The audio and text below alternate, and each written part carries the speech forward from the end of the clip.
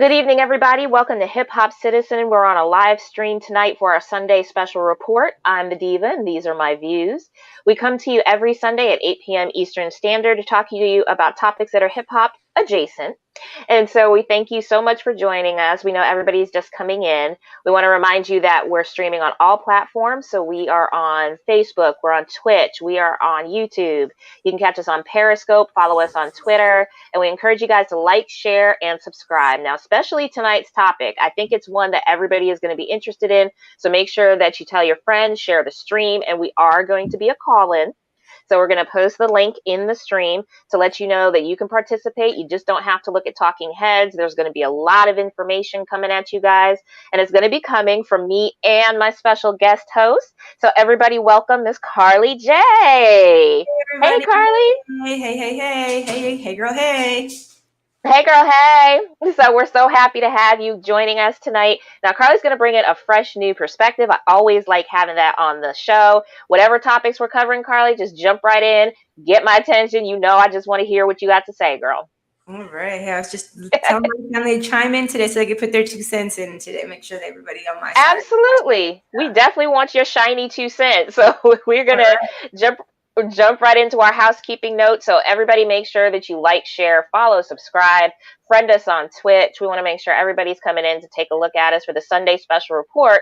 Oh, let me make sure I touch on our topic. It's going to be, do all Black lives matter to all Black people? Now, because it's such a broad topic and we came up with so many different ways and topics to touch on within this topic, it's going to be a two-part series, our first two-parter. So definitely join us for this part. We're going to be going over a range of topics from Chicago being used as the poster boy for violence, which I know everybody's tired of, right up to Black slaveholders, which is another interesting topic. And then part two, we're going to be covering next week. We'll let you know what those topics are at the end of the show, so stay with us. So, Carly, we're going to jump right in. I want to go over an article. I'm not sure if you saw it about the children that were fatally shot over July 4th weekend. I think it was on everybody's mind. I wasn't sure if you heard about it. I didn't hear about that. Was that the one that happened in Atlanta? I heard a couple of bad things that happened on the 4th of July weekend. Quite a few deaths, some kids dying, just Absolutely. It was lake. It was bad. I mean, some kids were, at least 6 Black children were killed from gun violence in multiple states. Like you said, there was Atlanta, there was Chicago, there was Natalia Wallace. She was playing outside in Chicago in her neighborhood. There was a little girl in Austin. There was Devon McNeil. We want to name them too. Royda DeMarco Giles in Alabama. I mean, people look at these articles and they see things like this. And that's why I want to jump into Chicago in particular, because I'm sure you've seen it in comment sections sometimes, Carly. Well, I tend to slog through the cesspool called the comment sections, and every time we try to say Black Lives Matter, somebody wants to jump in and say, well, what about Chicago? What about that? You guys are killing each other every day up there. And we need to go ahead and just put that right out there that, first of all, those stats are untrue, that they like to tout. And then second of all, it's not just Chicago. I mean, what do you say to people who always are saying that in response to Black Lives Matter? I mean, I think that's absolutely correct. A lot of people like to pinpoint, well, to Chicago, like there's a majority of if all the Black people in the world live in Chicago, right? But we have to remember, right, African Americans, Hispanics, we are the minority. So for anybody to even particularly say, well, what about the Black people killing them there? It's just, like if we look at the stats, white people are arrested for most of the arrests, right? So most white people are arrested, right? But when you look at the stats and maybe what these folks are saying is that the shootings or anything going on is that, yes, maybe 94% of the shootings that are going on in Chicago are committed by the Black people. But remember that there's only 19% of the majority Black people there. So you see how the numbers are inflated? Yeah, 94% of the crime being committed, but there's only 19% of the Black people that live there, right? So the numbers sound good, and I think that that's a problem that we have in any mainstream media news outlet that's going on, is that the numbers, and in any case, can always be inflated or can be driven to prove anybody's point, right? We all Thank you. know That that maybe from the 1800s at one point, a lot of people were going up north. Why? Because they were free up north, right? There was more jobs. exactly. Like the construction was going on that drove a lot of African Americans to go up north because of jobs and everything going right. But we are still, regardless of whatever they say, right? Well, you guys are all killing each other. That probably so, but for us being the 19% of the population, we're not the ones that are the majority ones that are committing the vast crimes here. We're Maybe still not the majority. yeah, exactly, right. And you're right. Not even the majority. The minor percent of, and how do you? They're being manipulated, right? So the most Yeah, violent the stats are crime. manipulated to yeah, the stats are manipulated to, and I'm sorry, to be skewed towards their narrative. And that's the case on both sides. Some people want to lower them so that everything looks good. Other people want them way high as a point of fear. And when people talk about Chicago, Carly, I just want to point out to our listeners and viewers, yes, you're going to hear about it in the mainstream. Yes, it is a fact that a lot of people are dying in Chicago, Oakland, Atlanta, every weekend. But that's why Carly's making such a good point, is that you have to look at those stats in proportion to what that population is, what the per capita is. You really have to dig down and do your own research. So the research that I picked up was from an organization called trace.org, thetrace.org. And this was a simple Google search. I still use Google like an encyclopedia. So I typed it in. I looked up what I wanted, and what I came up with was that according to FBI Uniform Crime Reporting Programs, for the 2018 year that they surveyed, Chicago came in 12th on a list of cities with the highest rate of homicides. They came in 12th. You know who's number one? St. Louis. So the second was Baltimore. The third was Detroit. The fourth was New Orleans. And the fifth was Memphis. So when people want to say to you, and that was, per 2018, and 2019, they're still probably bringing in the numbers. But when you look at the stats that people quote in their comment sections, in their various memes, you really have to look at things in proportion. You really have to say to yourself, well, let me go see for myself. That's media literacy, which we talked about before, and see for yourself what the homicides are. They could be counting a shooting spree in their numbers.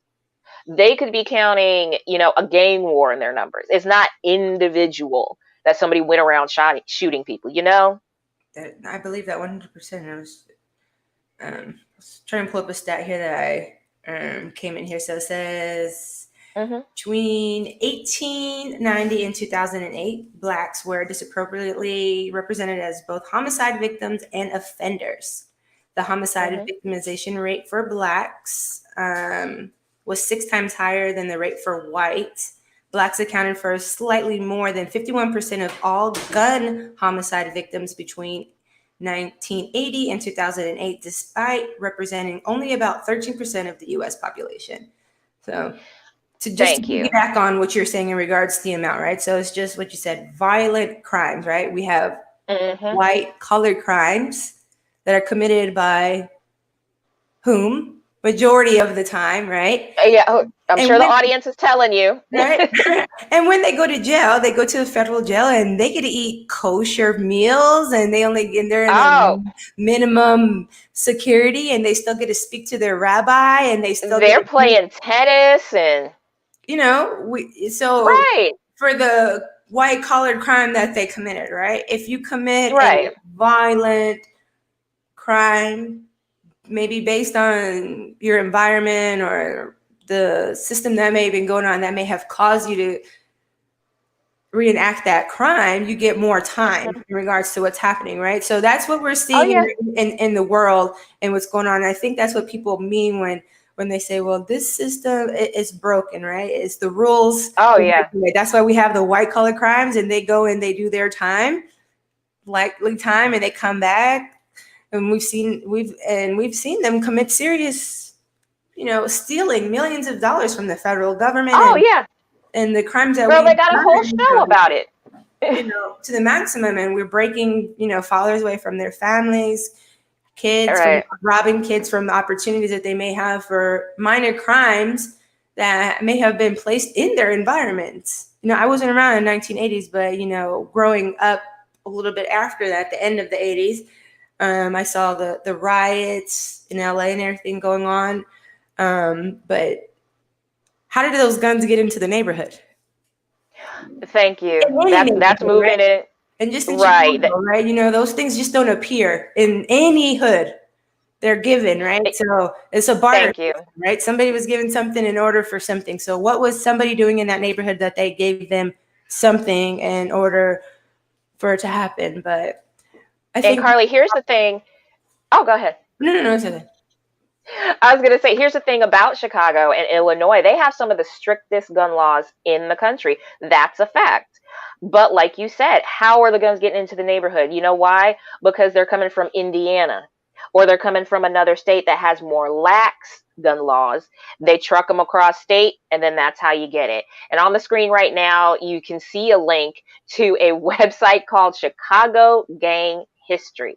Believe it or not, there is a whole website that will tell you all about the gangs that have run Chicago, that have been through Chicago, come up and disappear. There's a Folks and People campaign. There's the Latin Kings. There's everybody else. And it will like give you a rundown, almost like a gang Wikipedia. It was an interesting read, but that's another way for you to educate yourself. Remember, our keywords on this platform are media literacy. And one thing I want to bring out, like you were saying, Carly, is that the article in the Trace was saying in 2016, 5 police districts were overseeing only 8% of Chicago's population, recorded around 32% of its murders. 2 Chicago neighborhoods, Burnside and Fuller Park, counted a rate of more than 100 killings per 100,000 people. So the people living in there were 9 times more likely to be shot in their neighborhood than in the city's safest quarters. So that's 5 police districts, only 8% of the population, 2 neighborhoods, and you're still counting them per 100,000. You're still counting them per capita. Like, okay. And when I hear people say, me personally, when people say, any violence that's going on in any community or even in regards to the police, we have to remember that the police is like the face of the government for our community. They represent that it is their job is to protect and serve. We know based on our environments that we've been placed in that in inner city urban neighborhoods, we are going to call because of some type of violent crime that has occurred. In regards to if I lived in the suburbs and I call the police, maybe my cat is stuck in the tree and I need the police to come in and call me. Those are maybe the type of items. Oh, you want your cat dead? Yeah. Okay. I need him down. You want the cat murked. Roger, I need him down. So those are the type of differences that go in, right? So the police come in there and they're not apprehensive. I mean, or maybe some of them are apprehensive, obviously, going into different neighborhoods. Oh, they're shook, yeah. But at the end of the day, that is the responsibility of the police officer. They are the front face of the government in our city, of the state, of the county. That is what our state and our taxes come from, right? So regardless of their color, their ethnic background, whatever brought them from their background to them, it is their job that they swore, their duty, the integrity, the intent that they took to protect their community, right? So when people say, "What about Chicago?" To me, it's just like, well, how serious did they take their job, right? Those numbers are always inflated. It's really subjective, right? It's kind of a complicated answer that nobody ever wants to hear, and then once you speak your opinion on it, they kind of turn the cheek. Well, that they didn't like what they heard because they already have an answer in regards to how they feel about or something, right? So that's why we don't change as a society, as a community, because nobody ever wants to hear what the other person has to say because we already know that it's the truth. It's really hard for people to take when you're able to refute what their belief is with facts. And there's a term for it that is not on the tip of my tongue right now, but there's a term for that when people it's not cognitive dissonance, it's something else, where they just refuse to let go of the belief they have, regardless of the facts you're presenting, refuting everything they came up with. Maybe it is cognitive dissonance. I'm sure somebody will correct me and I would appreciate it. But one thing is what this is called is murder inequality. It's when you're looking at the numbers, like you said, that have been skewed to show that all of Chicago is some kind of like murder spree, when really it's certain neighborhoods. These killings were concentrated in 2 or 3 places, but they're putting them per capita. And another thing the Trace article brought up was that when we talked about St. Louis being the quote unquote murder capital, 40% of the non fatal shootings in 2017 occurred in only 10 of St. Louis's 88 neighborhoods, and that's according to police data. So that's another thing you have to consider. Always check those stats, always check those numbers, even when it's a belief you hold. Make sure that you're standing on facts so that if you get refuted or you see something different, you can stand 10 toes down on what you believed. I'm 100% with that. We don't want to be ignorant, right? Because I think you just gave the Right. definition of ignorance, right? Is just going off of what you heard and then just believing that that's true without doing any research or anything for yourself to see that. So that's how we educate ourselves in regards to That anything that we say or that's stated, right? We don't take, well, I don't usually take things for front base. We try to investigate, or I think it's in human nature exactly. to act like, is that true or not, right? So. You should be using your critical thinking, your analytical thinking, and our friend Architect Seven is hitting us up on Facebook to say that most of the trouble is in certain neighborhoods in certain cities, so you can't attribute it to all of Chicago looking like the purge or something. It's not that serious. Yes, there are some neighborhoods you probably shouldn't roll through thinking like la la la, everybody knows that. But at the same time, you can't live your life avoiding these places thinking that the entire place is going to be like Cabrini Green or someplace like that. Of course, I'm not from Chicago. I reached out to a couple of organizations, maybe to get a statement or something like that. But of course, they're busy. They're working on Black Lives Matter. They're working on issues that are in their neighborhoods. And if you ever want to know what's going on in a city, you want to continue to do your research, reach out to community organizations. And that's the next thing that I wanted to touch on when it comes to Chicago. The other thing you can tell somebody when they're in a comment section just going in on Chicago, there are people on the ground. There are grassroots communities that are trying their best to get through to people on that level, on a block level, on a community level. They are doing the hard work. They are doing the heavy lifting. So it's not like all black people have forgotten about Chicago. You won't let us forget about Chicago. But there are people who those lives matter too. And one organization that I want to call to mind is My Block, My Hood, My City. They have a website. I think it ends in .org because it's this phrase, My Block, My Hood, My City. They are working on a grassroots level right now. They were helping the homeless. They were helping put together COVID-19 packages for people that were in quarantine and couldn't leave, most marginalized members of our community, which tends to be the elderly, people with kids that are still trying to work as essential workers. So that's one organization that you can turn to and see that they're working in Chicago. They're doing the heavy lifting and doing the work. Now, another organization that I want to bring light to is going to be One Good Deed Chicago. And that's an organization that is also doing the same thing. They are over Chicago as a volunteer organization, but then you can go into certain, they have a list of certain organizations that they work with, like 100 Black Men Chicago. There's, Women Back to Work Chicago. They are doing the work. But Carly, do you think that it's a matter of Black people not volunteering to help our own? Should we be volunteering more, or are we leaving that to other people to do? I think that's it's up to ourselves, right? Like it's up to ourselves to educate ourselves, to really want to change. I think earlier you were saying about Chicago and the numbers in this, that, and I was going to chime in there and say, well, maybe those people don't believe in gentrification, right? That nothing's going, Mm, for you to say, well, all these numbers are going on in Chicago. I mean, what you're believing is there's no gentrification going on in Chicago, because that's kind of hard to believe, especially with every area that's going on, right?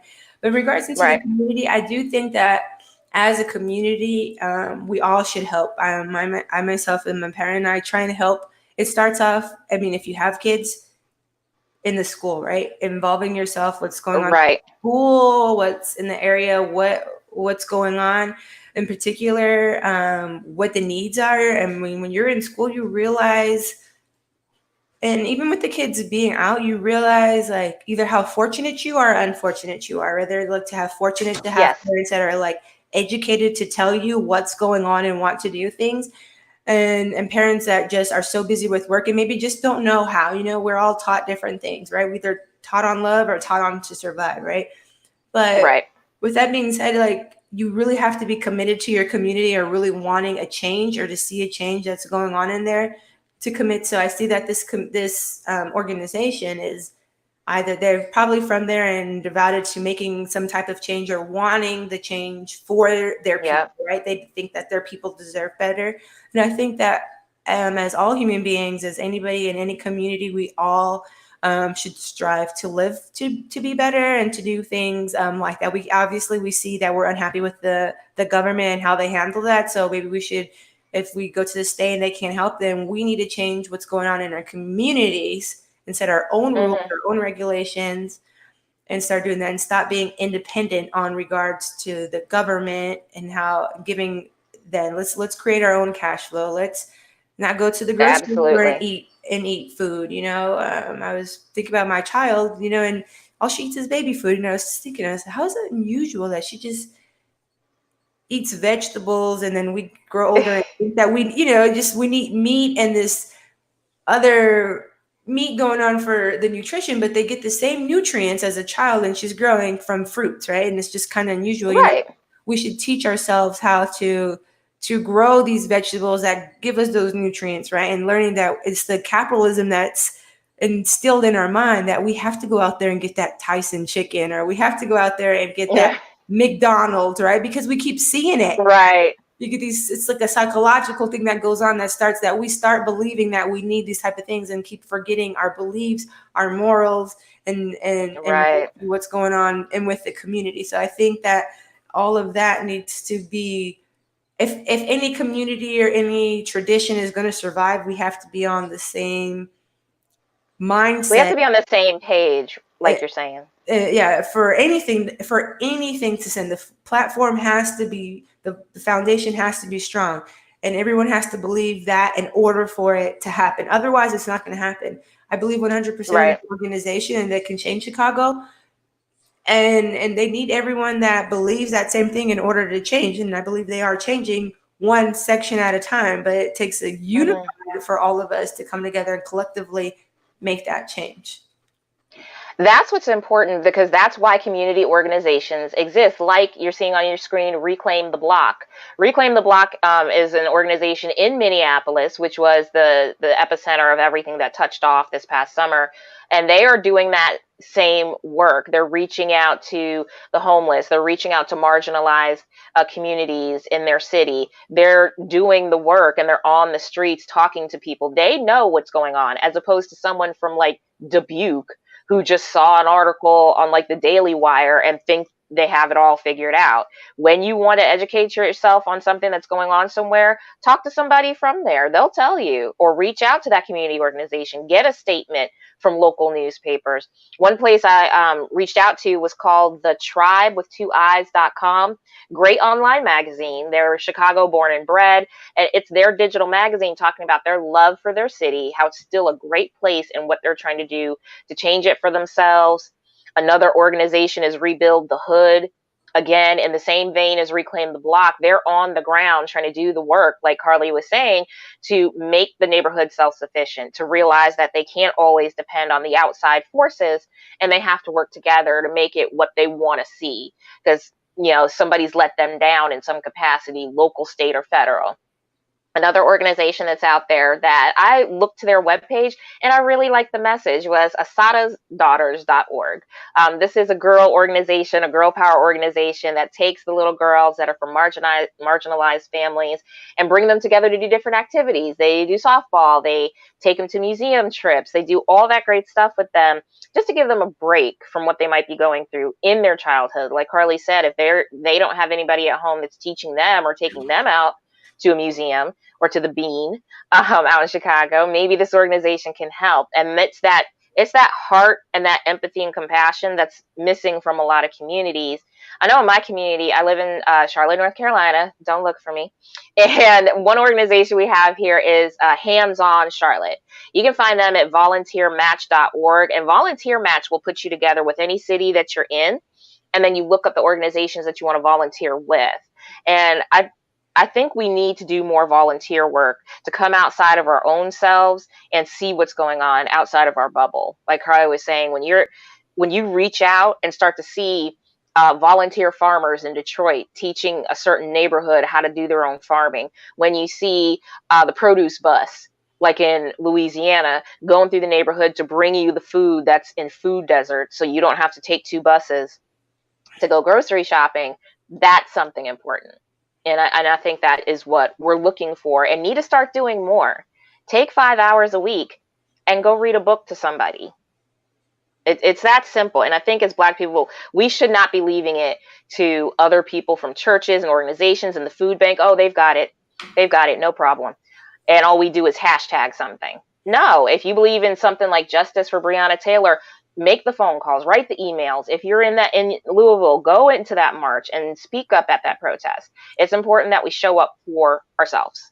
And with the right intentions too, a lot of people do things for like, oh, we're Black Lives Matter, we support it, right? And then you see that they have another page and they're like, Black Lives Matter, or they put the Confederate flag behind there, but front face because they want to be cool and safe because they don't want any of their property damage or to have any problems at work or they want to be cool with the homegirl, like, hey girl, they have this like front face, but just do anything that you do with the right intentions, because those intentions have a greater effects for the other people that are in that community, because the people really live there and they need to grow. And they need help with that. It's not wrong to ask for help. We're not looking for handouts. We're looking for a hand up. In most cases, yes, there are those people out there that are generationally on welfare. Yes, there are those people who are work shy, but dream strong. Those people exist, but they are not the majority. And we have to stop acting like the myth of the welfare queen just has lived on down the generations. That's not how it works. And may I point out, the largest percentage of welfare and SNAP recipients, white people. Yeah. When you said that, let's remember why welfare was even started. Thank you. Right? And who it started for, right? But nobody ever wants to hear that. Nobody wants to acknowledge it. But that's, we'll go down too much the rabbit hole in regards to the Black welfare. The rest of the show will be like that, right? But that's a deeper subject there. But oh yeah, we would have to have a whole other show for that one, for us to go in on that one, girl. Yeah. Real quick, I'm gonna pivot to a real quick aside. So I got a lot of information from another source. It's called ushistory.org, a real simple website. And if you go to that website and then you go under African American resources, there's a whole timeline they've put together that I double checked and is pretty accurate in regards to American anti-slave and civil rights timeline. They've got it all the way from 1452 to now. And I really appreciated the way this timeline was put together. It's snippets. Don't expect a dissertation, but it was interesting to look at. If you want to look at it yourself, it's ushistory.org for our listeners. Speaking of which, we're coming up on a half-hour mark, and we want to remind you this is HipHopCitizen, a live stream interactive social media platform. I'm the Diva, and these are my views with my co-host Carly J. And we are talking on Sunday Special Report. This is our Sunday show where we talk about topics that are hip-hop adjacent, but are still important to our hip-hop fans. We hope that you'll like, share the stream, follow us, and subscribe. We're on all streaming platforms: YouTube, Facebook, Twitch. We'd love for you to friend us and follow us on Twitch. We're on Periscope and Twitter. Wherever you can find social media, you can find us. So we hope that you will continue to check us out. We also have our great Cornerstone show, Friday Night Live, every Friday night from about 11-ish until we feel like it. And you can join us for news, gossip, underground hip-hop artist introductions and interviews. And then we also jump into random topics that we chew the fat on until we're tired and we get off. So we hope that you'll continue to follow us and work on that. That's our housekeeping notes. So now, Carl, we're going to jump into another topic that I found interesting when it comes to the idea of, do all Black lives matter to all Black people? That's what we're talking about today. This is part one. Part two is going to be next week. So make sure you set your reminders to check us out there when we'll be talking about certain topics then. Black celebrities and influencers from social media speaking out. Now, here's my thing. When everything first started and George Floyd was, taken from us in the way that he was the catalyst. Let me make that point. Nobody's trying to make him a martyr. Maybe some people are, but he was a catalyst for a change and a movement that is ongoing. He gave it more steam. Black Lives Matter as an organization and a movement has been around longer than George Floyd. It will go on after him. So it's not just a hashtag. This is not a moment, it's a movement. So what is happening now is everybody wants to jump in and they want to have their say about how Black Lives Matter to them. There was this cringy video that some white celebrities did about taking responsibility. I promise to take responsibility and not put up with racist jokes in my presence. Okay, girl. We didn't ask for that. So do you think, Carly, is considered pandering? Because if they say something, everybody jumps on them. But if they don't say something, everybody jumps on them. So which do you think it is? I mean, it's kind of hard, right? Because I think everybody does. I think it's just the cool thing to do, right? Let's just say something because we don't want them to not think that I don't care about it. And then if I say something, it's because maybe they'll believe that I have a stance on something. So I think it's really hard, right?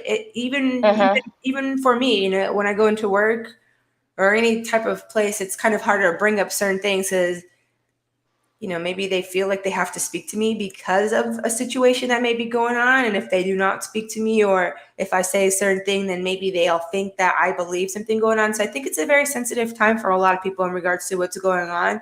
So I think a lot of people always try and play a lot of things safe. I think that's what everybody is trying to do. They're walking on eggshells. They're trying to find that fine line. I know I have a lot of people saying, "Oh, I'm sorry, did I offend you? Oh, is this okay?" And I'm like, just be you. Yeah, girl. The merch alone, the t-shirts, the head wraps. I'm like, I'm with it. Take my money, right? Sister. Right. It is though. That's another good point, though. Some of it is turned into a cash grab. Have you noticed? I have. I went to work wearing my hair out. All the girls are like, "I love your hair. Can I touch it?" Becky, we already talked about this. Can't touch it. Yeah, first of all, no. But, they know. One lady said, I already looked on a channel and said that they said, I can't touch your hair. And I said, well, thank you so much for educating yourself before coming here. At least she educated herself about. I love it. So I love that. She was respectful before she came. But like I said, it is a great time to be Black. I'm driving. I think I was going about 50 and a 35 speed lane. I know the police was waiting there, and I thought about it, and I said, you know what? I bet you that cop didn't have no problems with no Black girl. And I went confidently just driving, and nothing happened. I saw him, and he said, I ain't getting. Girl, don't be out here breaking the law. I mean, respectfully, right? Yeah. Right. But to your point, I think any person of authority or of any public figure is walking on eggshells because they don't know how to approach the situation. And if they approach it, will they be seen as a Nazi, as a Trump supporter? They are walking on eggshells. We're That's true. Unapologetic. We're walking how we should be living. Thank you. We're finally feeling a little without a conscious effect, right? In my mind, they're the ones that feel they're going to have to suffer some type of consequence, whether they speak about it, don't speak about it, say too much about it, act upon it, shoot upon it. They're the ones that have the consequence in regards to it. It's funny, too, because it is an issue that everybody's walking on eggshells. My sister showed me a pamphlet that they were handing around at her old job, which I can't name. And it was a pamphlet with 16 points about, can we get Steelers, Snoopy, please? About 16 ways to not offend your Black coworkers. Yeah. It literally said 16 ways. And me and my sister looking at it like, this is trash. Like, what is this? Imagine I'm just being like, the Black person having to explain, and I have a family member in mind, that had to explain just what you said, 16 ways of not to offend. So can you imagine being somebody of authority and then telling people something that you think is just, and not even just because you're Black, because you're white, just simple office, common, just courtesy rules in regards to what not to say, maybe right. lightly in regards to what they say. We all know there's like two things we don't talk about in an office. Well, it used to be, right? Politics and religion, right? It used to be. Now everybody's everywhere saying things. So now it's getting to the point where I think the masks are needed for some people. Thank you, Garvey. Garvey's on Periscope. Thank you. Yeah, I mean, it's turned into a free-for-all when it comes to everybody's opinions. And, they're like belly buttons. Everybody has one unless you're some kind of freak or experiment. But everybody feels like they have to be heard right here and now. And you're just screaming into the void at this point. Like, what are you doing? Not everybody needs to know everything that's on your mind every minute. And yet I do have a Twitter, but I'm not on it very much. And we want people's opinions. We want you to call in live. We will be screening. So we do want you to participate in the discussion. Feminism's perspective. And David, where you at? David, Mr. David Simonism, another member of our crew that joins us on Friday Night Live. He'll probably have to catch the replay if he's working tonight. But Architect 7 is cutting up in the Facebook chat room, so we have him on deck. And I'm sure our usual suspects, our supporters and fan base are out there. So for our listeners, international listeners, hey, we always have Colombia, Australia, London. Thank you guys so much for rocking with us. This is my co-host, the lovely Carly J, and we're talking about, do all Black lives matter to all Black people? Now, let me just say this, because I often have to explain this to people too. Black lives matter, too. Use your context clues, comma, too. Not more, not better, not anyway, not over anybody, too. And that was the way it was from the beginning when D. Ray McKisson came up with it. Okay. So we're saying too. So to all lives matter crew, please don't. Please don't. Yes, Architect, I know you're an alien, because that's dismissive. It really is. If all lives mattered, George Floyd would be alive. Okay. If love solved everything, he would be going right now. Thank you so much, Garvey, for following us on Periscope. We hope you'll catch us on other platforms as well. Thank you. So I don't want to hear that. We're saying if all lives mattered, then you shouldn't mind if we talk about the Black ones for a while. How about that? How we know all lives matter, but right now apparently the Black ones don't. So let us focus on that for a while. And I do want to shout out Miss Carly J, because I learned this week that she is an Afro-Latina, or she is Latinx. Hola. So you guys matter too. Okay, I'm not going to be problematic and try to do any R roles or anything, girl, or call you Conchita. That's problematic. Your name is Carly. But they matter too. Brown lives matter. All Black lives do matter to all Black people. There are Afro-Caribbeans, Afro-Dominicans. Everybody's got a little Black in them on this side of the hemisphere. So we don't discount anybody. Well, let's just remember, two Black people can make a white baby. Can two white people make a Black baby? Where's more? So that's all we saying. That's all we saying. Now, it's subjective. So we had that's another show. Carly took it there on Twitch. That's Mr. Dialect 718 running the boards. He's in the Twitch chat room right now. Go keep him some company. So we were talking about Black celebrities. We started going down the rabbit hole, but I feel like they have a right to speak as citizens of this country. And we had some pictures up where some NFL players, they've been doing their demonstrations since Colin Kaepernick brought it up. And they called him all sorts of names, and the president got involved, calling him out. He hasn't worked in the NFL like 3-4 years. Those NFL players came together, put their own video together saying they were standing with Black Lives Matter.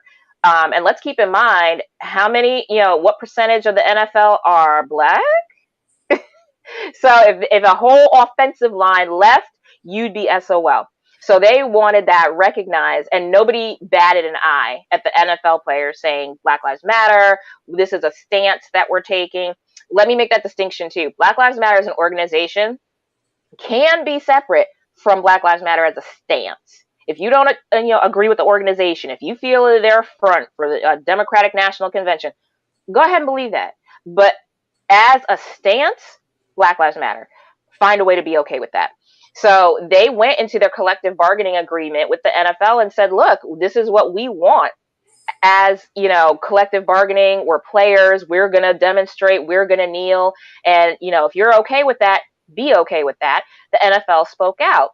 Now, the next influencers who were also trying to find a way to have their voices heard was Black YouTubers.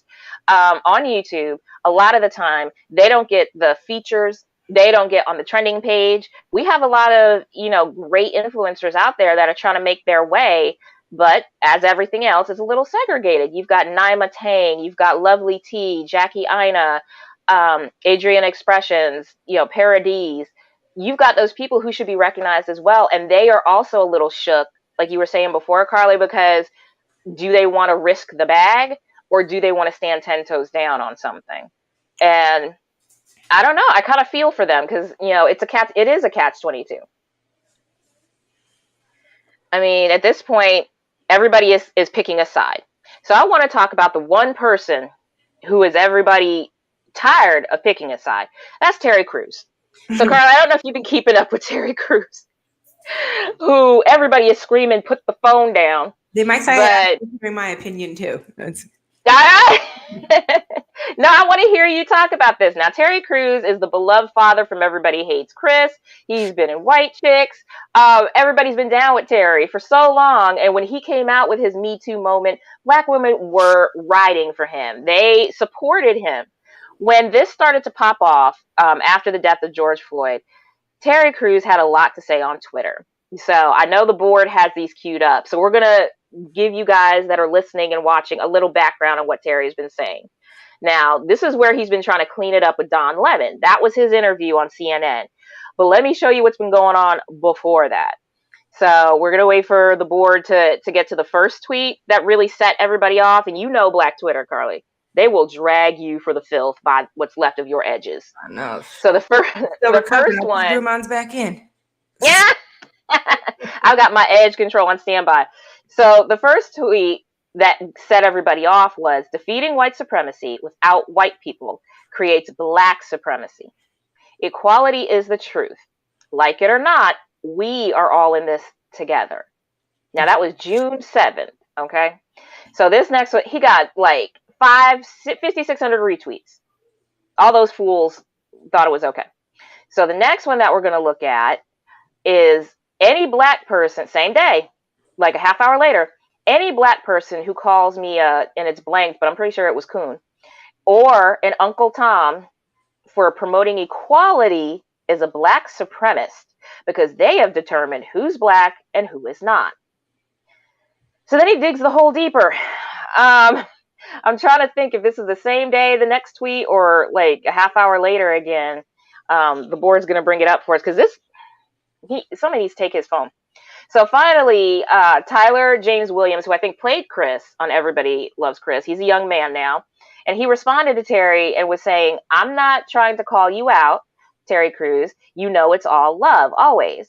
But we're rightly angry right now and fed up with anyone not with our cause wholeheartedly. I don't want to see that energy pointed your way or derived from, or, distracting from the cause. So Terry responds to Tyler and says, I understand, Tyler. I was not saying Black supremacy exists because it doesn't. I am saying if both Black and whites don't continue to work together, bad attitudes and resentments can create a dangerous self-righteousness. That's all. Okay, fine. So everybody thinks Tyler has talked him off the ledge. So this next tweet, that's what I call you're doing a lot. But then on the 30th, he says, if you are a child... It keeps going. If you are a child of God, you are my brother and sister. I have family of every race, creed, and ideology. We must ensure hashtag Black Lives Matter doesn't morph into hashtag Black Lives Better. So there was a collective face slap. from the black people involved in this. And the last tweet I want to put up, we're gonna get off this a while. So this is Godfrey. He's a great comedian, been around for years. He tweeted back, "I love you as a brother, Terry, but I disagree with you 100%. No such thing as black supremacy. That is a tactic that racist whites use to counteract our rebellion to their horrific treatment of us. It's called gaslighting. Black pride isn't anti-white." Now, I'm gonna say this. I'm gonna stand 10 toes down. I'm with Godfrey here. There can be no black supremacy if we're the minority. It's simple math. And I'm so sick of Terry Crews like trying to make this a kumbaya moment, because I've been telling my friends ever since he started this tweet rage that he's trying to play the fence. And in my estimation, there is no fence when it comes to this issue. You're on one side or the other. Any fence you're trying to play is going to be up your ass, because you need to figure out what you're going to do. And I don't feel like he should be trying to be on either side. We might lose Carly for a second. She is a mom, so she may need to check on a baby. But if hip hop citizens want to call in and jump into this discussion with their 2 cents, we absolutely welcome it. We've got a link below for you to guys call in. It should be available on Facebook, pinned, and it should be on YouTube. So if we have some YouTube listeners, absolutely jump in. We want to hear your opinion. We're here for it. Carly, I know you're back with us. What do you have to say about Terry Crews? Are you ready? I need my hip hop citizens to fasten their seatbelt, and are they like? Oh, okay, I have girded my loins. Okay, so I just because I just want to know how many people want to get into heaven, right? So if we all want to get into heaven, okay, everyone's gonna die. We all believe in our Christian God or our God, right? There's gonna be everyone of different race, colors, and everything, right? So we must not trying to get into heaven, right? So when this whole Black Lives Matter goes on, I mean, what I personally believe what he meant, because I was going to ask you, is there even such thing as black supremacy? I was confused on that word. I was like, does that, that's new to me, right? But I think that's the narrative that people like to turn. You hit a lot of major points. I had a lot of questions. I've even tried to investigate myself, like who's in charge of Black Lives Matter? Like, good point. We don't know who it is. Right now, as an organization, it started out back with Ferguson and DeRay McKesson. He and his co-founder, a female whose name escapes me right now, started Black Lives Matter as an organization that was going to fight in Ferguson because of the death of a young Black man there. And they started a hashtag and they started that phrase. Now, I think it's important that people separate the organizations, because it's almost like his organization is tainted now. Nobody trademarked it, so there are a bunch of like offshoots of Black Lives Matter, and nobody's separating the stance from the organization. Oh, okay, yeah. So I mean, because it's always research. I'm sure the funding is coming from somewhere, right? It's a lot of Where's Architect? He's our conspiracy person. Where's the funding from, Architect? But in regards to Terry Crews and what he said, I think what he was trying to say is kind of like Kanye, right? When Kanye said like slavery was a choice. All Black lives matter. When police, people say blue lives matter. And if you're a police officer, please don't take this out of context, right? It's an occupation that you choose to do, knowing that that is the type of job that is going to go in the field. You do not get to choose the race that you were born to or the environment, even your parents that are coming into, right? So at the end of the day, whether it's just, we need to, it took 400 years, right? We just, slavery took 400 years, all these rules implemented on us.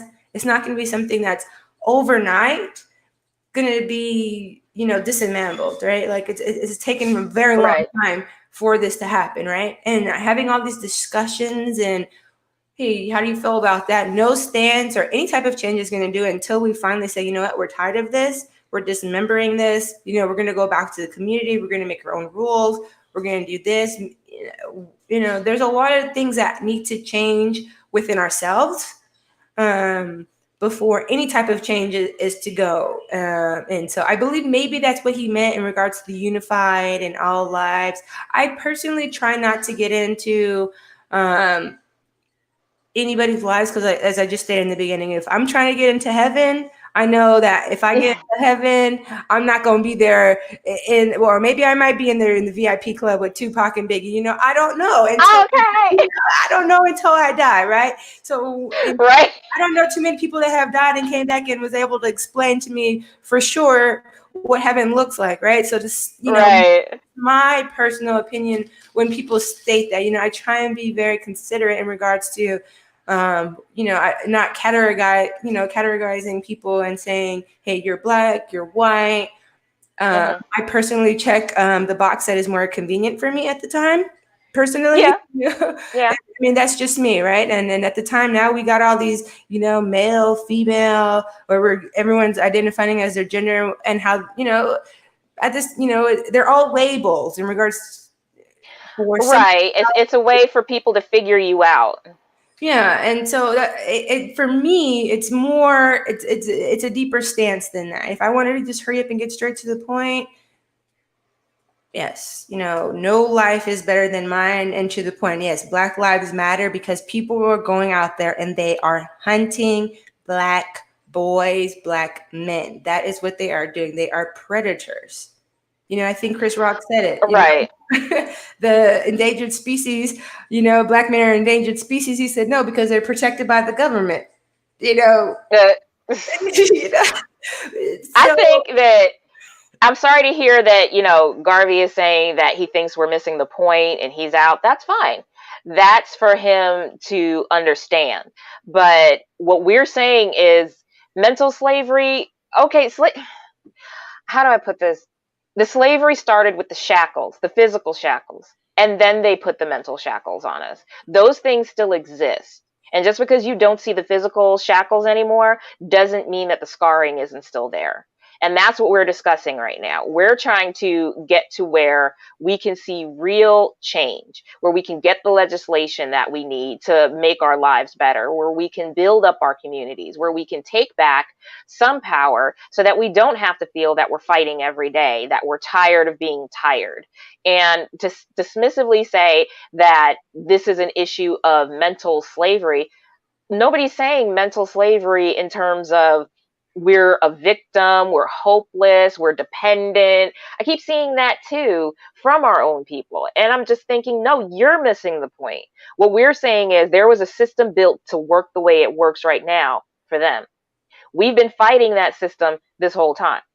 So I hate dialect. So what we're trying to do is get to a place where the system works for us too. Why does everybody keep forgetting? TOO, too. We want equity. And there's this great meme that I have saved in my phone I can't bring up right now, but it shows like kids outside a baseball field behind a fence. Equality is everybody having the same size box, but those kids are not all the same height. They're little, they're tall, they're skinny, they're fat. Equity is everybody having a box that works for them. And that's all we're asking for at this point. There's nothing wrong with anybody saying we'd like the system to work a little better in our favor. That has nothing to do with mental slavery, not being able to take care of yourself, pulling yourself up by my bootstraps. My immigrant father came here and he was able to do it. Why can't you? That is not the point. The point is we are trying to get ahead in what we're doing right now. And I know Don Juan loves to be a devil's advocate, and he wants to know what if somebody came in screaming white lives matter. I'd say, of course they do. Because they always have. Because that's the way this system is built. So of course they ain't got to worry about screaming white lives matter. We know. That's why we have to keep saying Black Lives Matter, and everybody's mad because they left off the two. Blech. So Terry Crews can keep that. The Kumbaya moment is past. And if people want, if the white people and everybody else wants to jump on board while we're getting this done, that's fine. But if you don't want to get on board, get out of the way because we've got work to do. That's how I feel about where he's coming from. And he may have the right message for people, but he's not articulating it correctly. And I like that Don Lemon took him to task in the interview, but as long as he keeps going on Twitter, it's going to be a hot mess. So, I mean, with that being said, right? So you just said he went on there and misconstrued it. How would you have liked for him to state it? So, because what I'm hearing from you is that you didn't like what he said in regards to the community. So if you were to come back and state something to the community, what is it, or what is it that you were looking for from him that would have like sufficed, and you would have been like, hey, you know what, Terry Crews isn't an Uncle Tom. He's not a coon. There's some type of what was the outlook or the response that would have, or what it is that you're looking from the community, from our leaders. I don't believe there's a lot of Black leaders, maybe Black billboard people, right? But Black leaders, what response would you like for them to come out and say? I would have appreciated, and that's a great question, and I appreciate you asking that, because that's another way to look at it. I would have wanted him to acknowledge the struggle and the pain and the efforts of what this movement is trying to do. Like right off the bat, I haven't seen where he has really acknowledged that unless somebody is trying to drag him. And maybe that's just me, and I haven't looked at like a month's worth of tweets, and I haven't been able to see that. But so far from what he's been saying, he is like doubling down on the idea that it has to be, we're all in this together, even though everybody says, we can't do it without the whites. Well, they should have been doing it to this entire time. And nobody's saying that he can't have his opinion, but don't expect no consequences. Don't expect people not to have an opinion about your opinion. And if there's a consensus about something, you may need to re-examine it. Don't double down. If like a million people are telling you, no, dude, read the room. Read the room. I would have appreciated if he came out and said, you know what, I support the message behind, what Black Lives Matter means. I know that they have to matter to everyone, and I appreciate that Black Lives Matter too. I also feel that, and he could have gone that way. So there's a way for you to preface it and appreciate what that person's struggle is, and then present your opinion. Nobody's saying he can't have one, but don't expect your opinion to get out there into the public sphere and not have somebody have something to say. That's fair. Yeah. And I mean, if it just like, Garvey dipped because he didn't appreciate what we were saying, okay, that's fine. That's everybody's choice. Whether you want to stay with us and appreciate what we're discussing, or if you're just like, this is too political, I'm out. I came here for underground beats. Okay. Architect. That's groupthink. I'm out. Okay, bye. You and your tinfoil hat can go. So me and Carly J have been having a great time on here discussing different topics under the umbrella of do all Black lives thinking, I hate Don Juan. Do all Black lives matter to all Black people? So Don wants to be messy and talk about Black fathers and Black abortions, which is a whole other rabbit hole. Dialect, throw that back up, please, because I want to see what this fool said.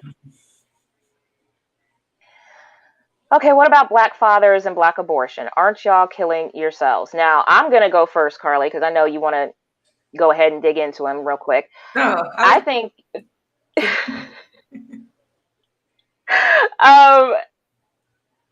gosh, that's a rabbit hole in and of itself.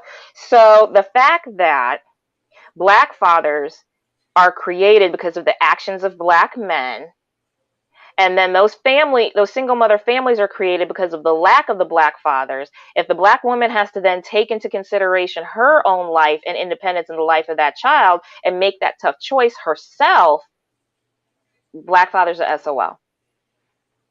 So we're not killing ourselves. We're making choices that make a woman have to make choices. I'd rather plead the fifth on that right now. I think this is just way too deep. I think we had our own little segment going on in regards to, okay, the guys are being messy. Ladies and gentlemen, these are the members of the Friday Night Live crew. You're hearing from Don Juan the Mac, Dialect 718, and Architect 7 coming on the show and being messy because now Dialect wants to talk about Black marriage entanglements. We're going to save that one. How about we couch that topic? Sick of y'all. So the next topic that Carly and I are going to go into to wrap up for the time that we've been here on the Sunday Special Report. Again, this is part of the live stream social media platform that is HipHopCitizen. Please like, follow, share, and subscribe on all platforms. If you agree with us or don't, rock with us and see if you find a topic that you like. And we welcome all opinions, but don't expect to come out unscathed. So our next topic is the idea of Black slave owners Now, the reason I'm throwing this in here is because it's a favorite topic of white supremacists, the All Lives Matter crowd, all that. The reason I'm talking about it is because it falls under the umbrella of, do all Black lives matter to all Black people? Because then people bring up this point. Now, to educate the audience, I went to a website called mixedracestudies.org because it was brought up in yet another comment section on Facebook. I got to stay out of those for my mental health. A gentleman referred to the book by Larry Koger called Black Slave Owners, Free Black Slave Masters in South Carolina, 1790 to 1860. Mixed Race Studies is an interesting website as well. It looks like more of a research site for people doing papers and theses. So I appreciated being able to use it as a source. Now, one of the memes that I saw in this Facebook thread, and we have it up on the screen here in just a moment, is that he wanted people to know 9 facts about slavery they won't teach you in school. And one of the thing, he was just going down the list, and you see how it's a gradient from darkest to lightest, which annoyed me as well. If you can read them on the screen, I'm not going to go through all of them, but basically he's saying the first legal slave owner in America was a man named Anthony Johnson, who was Black. His story is on Wikipedia. I do suggest you read it. It is factual, and that is correct. North Carolina's largest slaveholder in 1860 was a Black plantation owner. Also correct. Now, these are all correct facts. In 1830, there were 3,775 free Black people who owned 12,740 slaves. That's a fact. When he gets all the way down to the light part of this meme, which is misleading, he says white people ended legal chattel slavery. Okay. These kind of memes, okay. I'm not sure what the point is of pointing out these facts. Now, I'm not disputing that these are facts. I am not disputing that there were Black slave owners. What I'm disputing is the idea and the inference from having these kind of memes out. And Architect, I'm going to open that up to you in just a second. I hope everybody's not learning this for the first time. This is absolutely true. Anybody can look this. Yeah, go ahead, Carly. Like on the slavery part,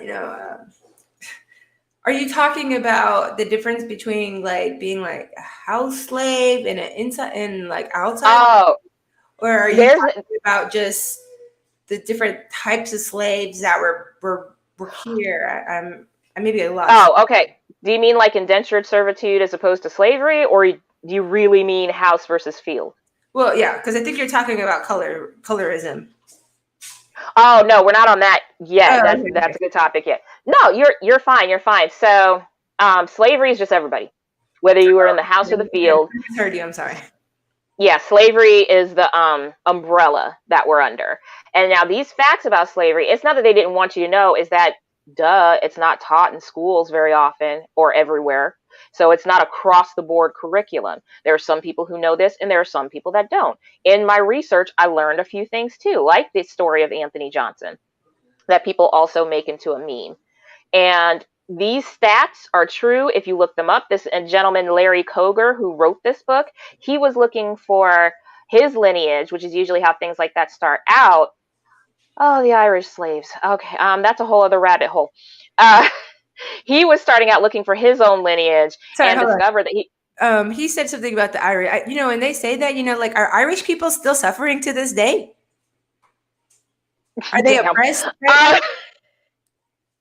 I'm just confused, because when they say that, I'm pretty sure he can walk out and not like worry if he gets pulled, So, I mean, I'm just wondering, when they make that point, at that time and point, it wasn't like 12 million people were displaced and came here, girl, boys, and came here, but, I'm sorry, Brent, please, hashtag you love Carly. Oh my God. I love Carly. So that's a whole other Facebook fight I had with somebody for like 6 hours. I got to get off Facebook. I'm as bad as Architect, but I don't troll. I'll wear you down. Like for 6 hours, I'll be like, I got time today. It's Saturday at 1 a.m. Let's go. And this guy whose name was Patty he was just like, Irish went through this and they were sold by the English and da. Like I said, I'm not going to go back down that rabbit hole, but I will be toe to toe with you about Irish indentured servitude versus slavery and all that. So that deflection is something else. We're going to talk about this because I mean, that goes back to Chicago, right? When we're talking about the numbers in regards to stuff, those numbers can be taken out, and I think what most people, 9 times out of 10, I think what most people of color are trying to say when they say something about slavery or okay, Brett, I understand more black soul for that, but what we're trying to say is, right, when Europeans went sailing across the seven seas, and let's forget, and we keep forgetting the history, right? How did they even know to sail the seven seas? How did they even know how to get to Africa? How did they learn how to get a boat to go there, right? Like, we keep forgetting who taught these Europeans what they know to come back and trade. In that time and system, there was we got to go back to the system, so that's very, once again, another subjective system. I mean, I'm subject to talk about, right? Well, yeah, maybe Africans did sell other people. That's true. Just like we put other people that commit crimes in jail. I got you on that. Don't worry about it. I got you on that. But we didn't do it with the intention of them purposely coming over here. And now you're stripped of your human rights. You are now my property. And I can now do whatever it is that you want. I can want with you, right? So that's the difference in regards to trading someone, because we all know that's how the system worked, on a bartering system. I got some shells, you got some tobacco, you got some silk, I got some tea. All the way back to Roman times. That's just how it works. Yeah. To this day in jail, you got some Twinkies, I got some tobacco. Like, that's more than $1. Like, that's just how life works in this world, right? So we were trading people, for it's still happening to this day, and like for a commodity, right? So it was just more of a class. You are a lower class. You are now a servant into it wasn't more of an inferiority. When the Europeans started doing it, it came with malicious intentions, because now they were, as I said, stripped of their human rights. And now you are my property. You have no rights at all in regards to what it is. Oh, Lord. You are my property. That is the difference. Who do we have? Anything else? Can we move 200 years as we have and build on what we've learned? We are all family. When members of your family stop killing ours, I'll let you know.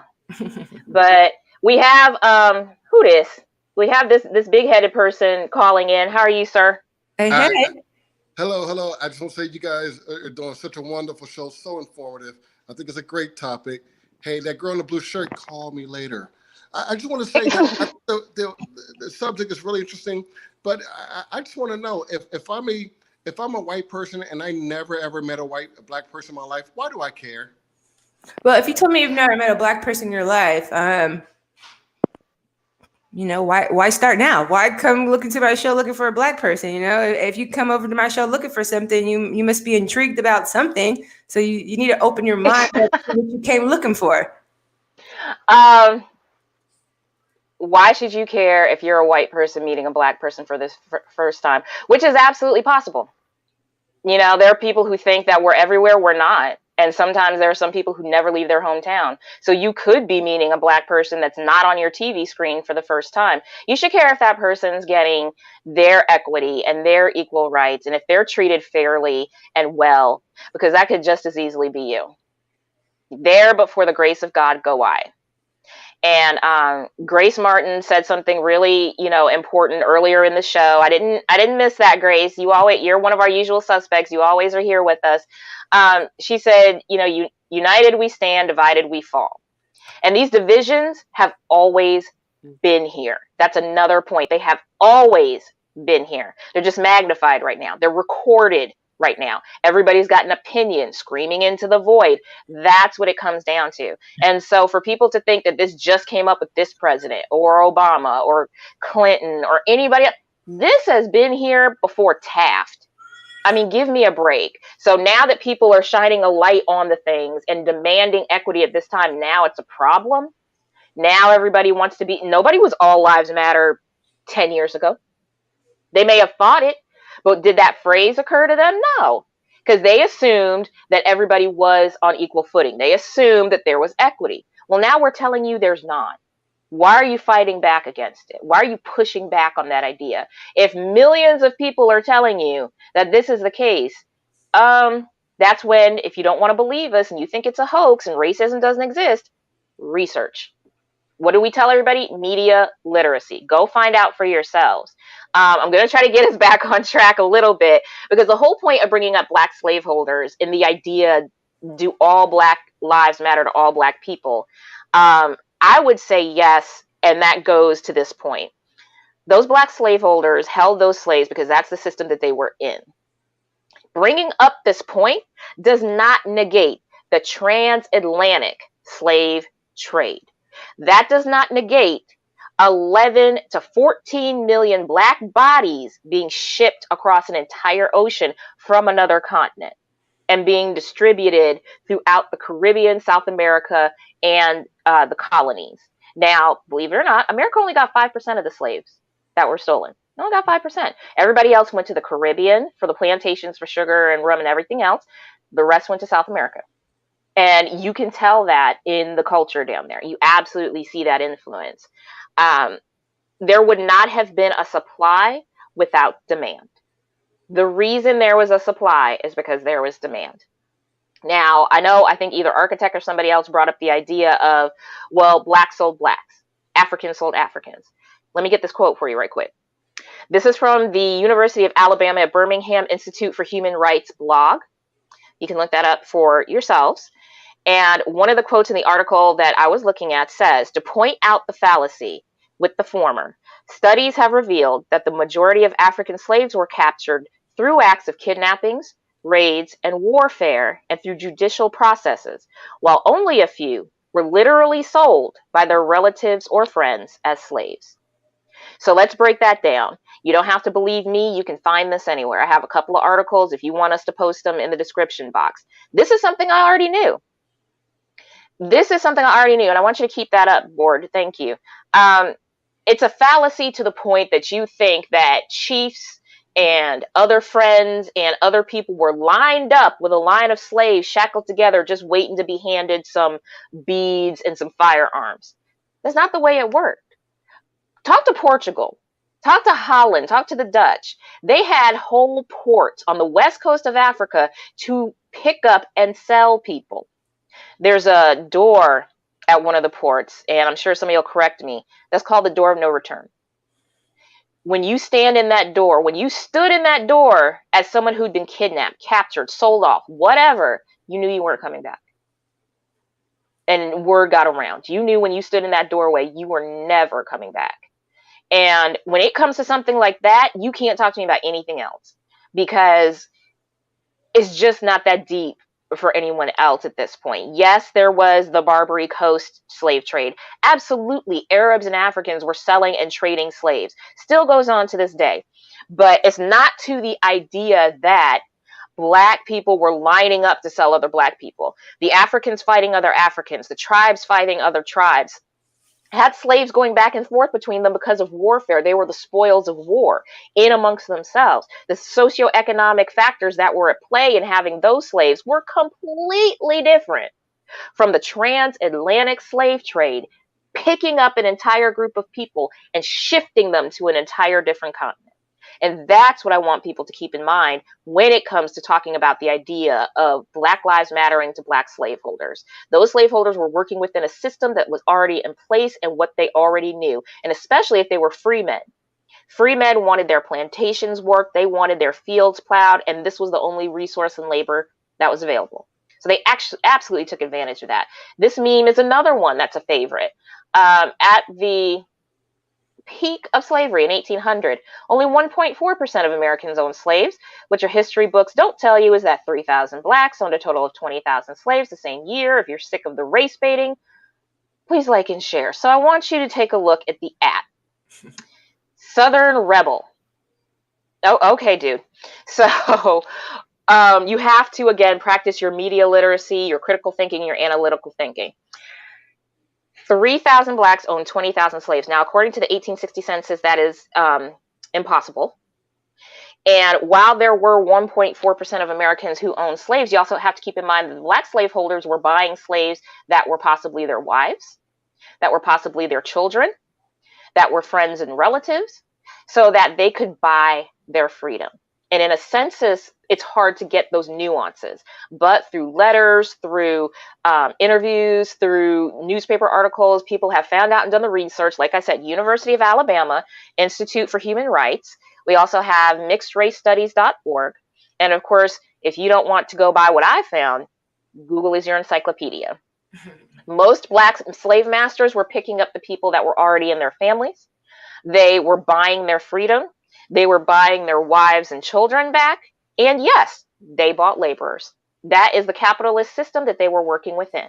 So it is an absolute fact that black lives may not have mattered in the way that they should have in that system, but those black slave owners were working within the system that were available to them. And those black lives of their friends and relatives and wives and children mattered enough to them that they were willing to buy them as slaves and keep them.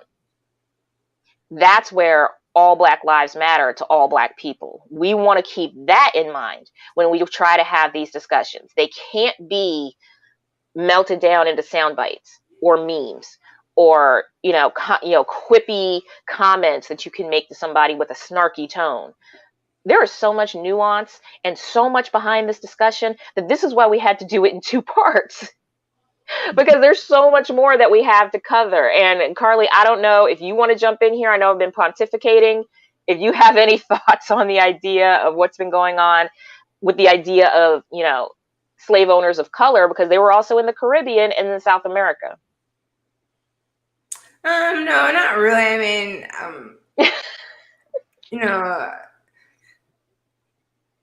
it still doesn't take away from the intentions, as I think it's my 3rd time, stating that they were taking with the point where they were displaced from their place, their continent, their country, everything, that they were stripped of everything that they know, brought somewhere else and told that this is your God, I am your master, this is your language, and you work out in the fields, right? You do as I say, and you shut up, and I'll give you X, Y, Z in order for you to live, right? To survive, right? So they came and stayed with the intention saying that you are always going to be less than, right? So it is instilled in your head, stating that I'm always going to be less than the other person. I think I was watching I think it's like Sons of Egypt or the Egyptian gods, and they were talking about back in Egypt, and all the gods were black, right? But all the Egyptian gods were European with English accents. And I just thought about that, and I was like, how odd is that they're European with English accents, but we all know in history what the real color is, or when you look into the pyramids, what it is, right? So when you think about that, it all starts coming from a psychological it took 400 years for us to finally now be awakened, right? In regards to or seeing what's going on. In regards, we all know that other people of all other races have been slaves we have all suffered, but not with the intentions of stripping you of all the knowledge and everything that it is that you have. And now that you're always going to be less than whatever I am. So, yeah. I mean, that's just how I feel on that stance. There's no right or wrong way in regards to, maybe they had the slaves and maybe black people did own them, but maybe they didn't have a choice. Hey, if I came on too many, it was better, who's to say what we would have done back in that time if we had an opportunity? Do I keep the slaves here? They better with me than with them. There's a lot of different situations in regards to how different things may have played out and how we would have played out back in those times when you're given money, right, or you're pressed, or you're in a system that only allows you so much freedom. There's only so much that you're either allowed to do or that you can work with, because at that time it's like, hey, do I eat or does my family eat? Yeah. And I know it comes down to economy. Yeah. Yeah. I think it comes down to economy and the system they were in. So looking at it through 21st century eyes, going back to the 19th century, of course, we all want them to live by the standards and codes and mores that we have now, but we can't say. But what I can say is that having slaves to that extent was definitely wrong. There's no fence. Like I said before, there's no coming down on the wrong side of that. There's no right side to that. There's no good people on both sides to that. It was just what it is. And to the point that people want to say, well, it just means that humans have always been bad to each other. Well, now that we're in this civilization, now that we're in this part of the, Anthropocene age, where do we learn? Because once you know better, you do better. Yeah, I mean, And to do better, right? We all have to. We all have to exactly. want to do better, right?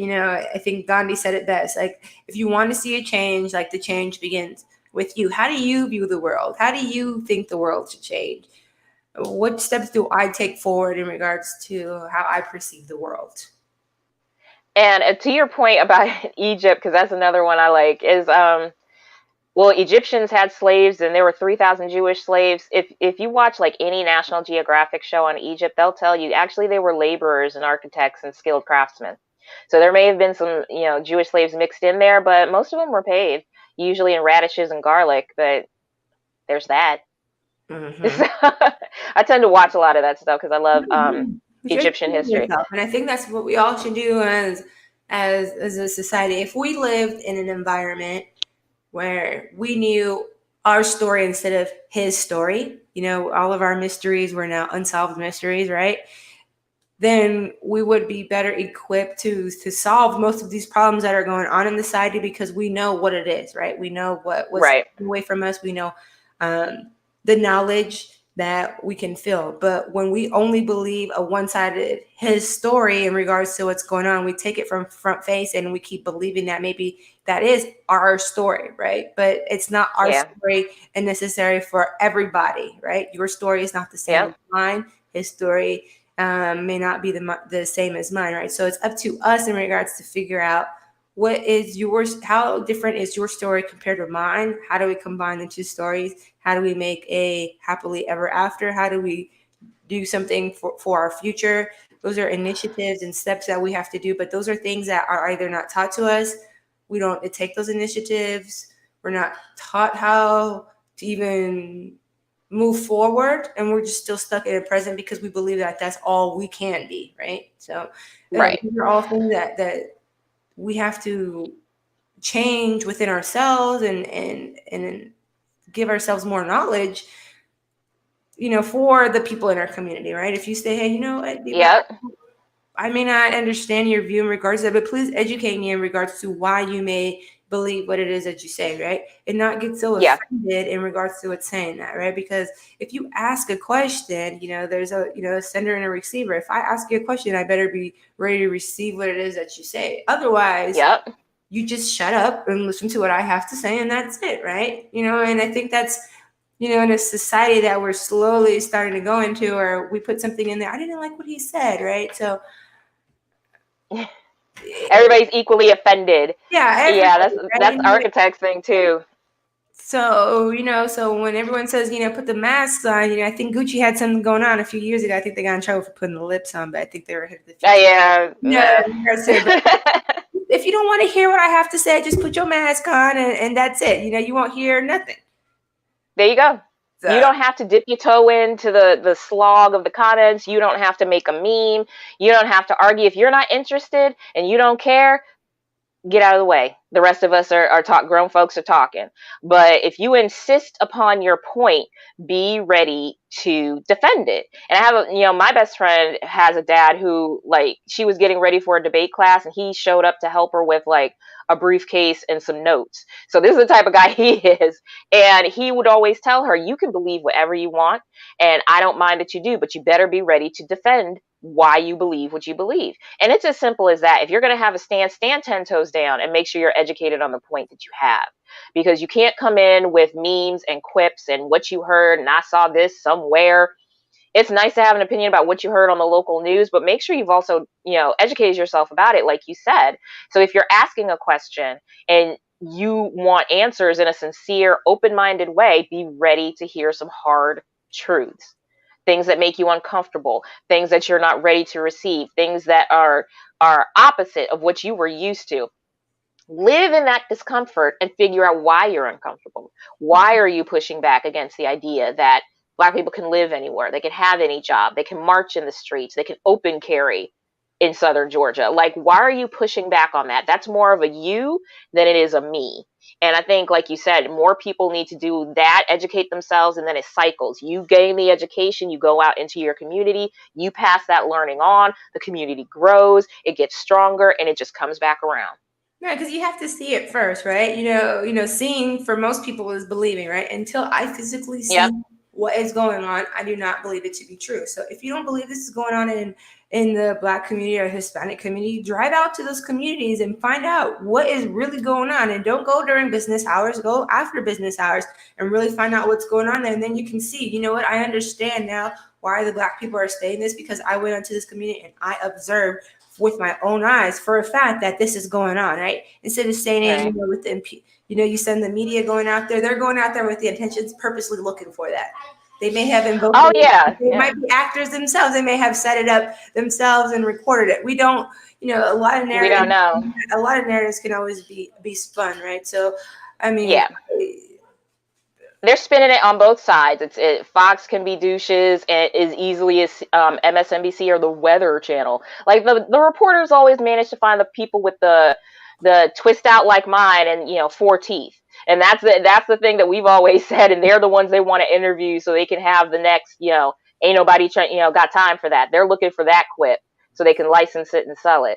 It's not that simple. If you do, and I'm gonna put it like this: if you go into the community, don't just roll up and act like a tourist. Do something that's going to be to the benefit of that community.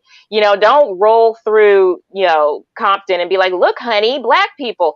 Go and maybe like volunteer or go to one of the local churches, which is a great way to do it. Sit in on a service. Just sit down and see what's going on. You sit there in the corner and go to a restaurant. maybe you'll see that a little kid walk to the street, and why is this little kid walking out by himself? Maybe his mom is out in there. Just notice the little minute things that may be happening in that community and how much of an impact either your friends or family or organization may be able to bring to that community, right? You know what? I noticed that after 9 o'clock, there actually in this community, there are no CVS's, there are no Walgreens, right? Maybe I can bring after hours, or you know what? I noticed in this community, there's only chicken wings and liquor stores here. Maybe I need to bring a grocery store into this community to bring them better. If you don't want them coming into your community, build something into their community so they're not coming into yours. If that's the stance that you take, absolutely. If you insist that they not come to Whole Foods, okay, go put a Ralph's in their neighborhood, convince them to come out there, build a co-op, let them start a community garden. But see, this is where the idea of not being dependent on somebody else comes in, and the community has to work to do those things themselves. Some have, and some have made that work, but it doesn't hurt to have a hand up, because it's not that anybody's asking for a handout. Most of the time, people just want to be able to get a chance to stand on their own 2 feet. They're wobbly, or they can't find, the stand to, grab onto. Be that stand for them. And that's all a lot of people are asking for. They want that equity. They want reform. They want those things to take place, because those Black lives do matter to other Black lives. We can break it down and get into the nuances and say, well, the gangs are killing each other, so they must not care to each other. You know what? You're right. They're killing each other. We want them to stop killing our own, but we're working on it. And we're doing the heavy lifting, and we're doing all that work. So instead of complaining and pointing and trying to pick, the straw out of our eye while you've already got like a beam in yours, how about you come help? Like she said, how about you go into the neighborhood, go to a church, go to a restaurant, observe what you see.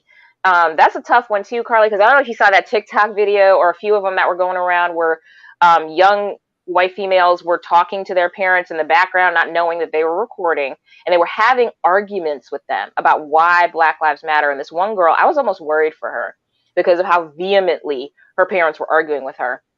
She had her stats. She was able to defend her stance. And when her father was talking to her, he was like, these people are animals.